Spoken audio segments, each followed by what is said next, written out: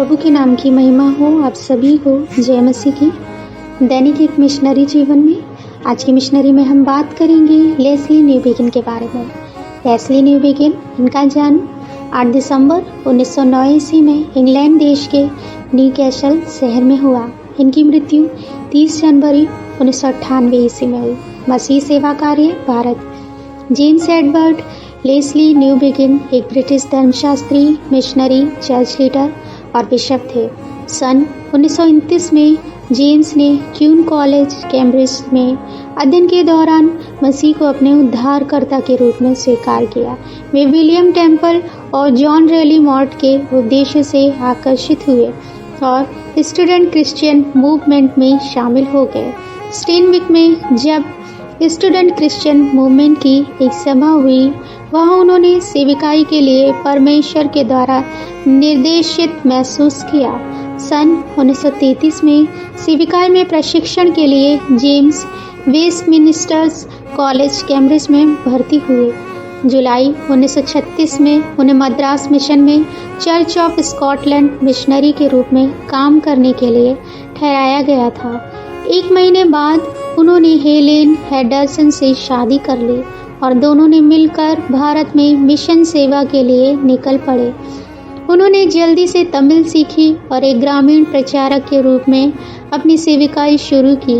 हालांकि उन्होंने वहाँ की प्रतिस्पर्धी सेविकाई से गहराई से परेशान थे, जिसके कारण उन्होंने देखा कि प्रभु के लोग अपनी जाति के आधार पर विभिन्न चर्चों में शामिल हो रहे थे।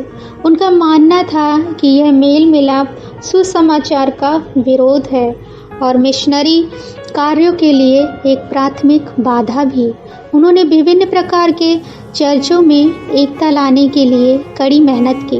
उनके प्रयासों से चर्च ऑफ साउथ इंडिया की स्थापना हुई, जिसमें एलिंगन, कांग्रेशनल, मेथोडिस्ट और प्रेस्बिटेरियन संप्रदायों को एकजुट किया गया। सन 1947 में उन्हें मदुरै के सूबा के बिशप के रूप में नियुक्त किया गया था। सन 1959 में जेम्स जिनेवा में इंटरनेशनल मिशनरी काउंसिल के महासचिव बने और वर्ल्ड काउंसिल ऑफ चर्चेस के साथ उनके एकीकरण के लिए जिम्मेदार थे। जेम्स एक शानदार लेखक थे और अपने युग के सबसे प्रभावशाली धर्मशास्त्रियों में से एक थे, जिन्होंने मसीहतों की एकता की पुरजोर वकालत की। उनका मानना था कि गलीशिया परमेश्वर के चुना हुआ समाज है, जो न केवल आशीष पाने के लिए बल्कि सेवा करने के लिए भी बुलाए गए हैं।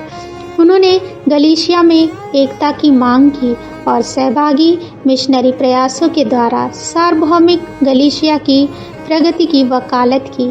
परिणाम के बजाय उत्तमता जेम्स के लिए अधिक चिंता का विषय थी।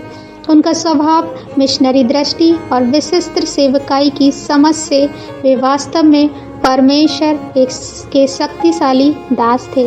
प्रिय, क्या आप गलीशियाओं के बीच एकता के लिए काम कर रहे हैं?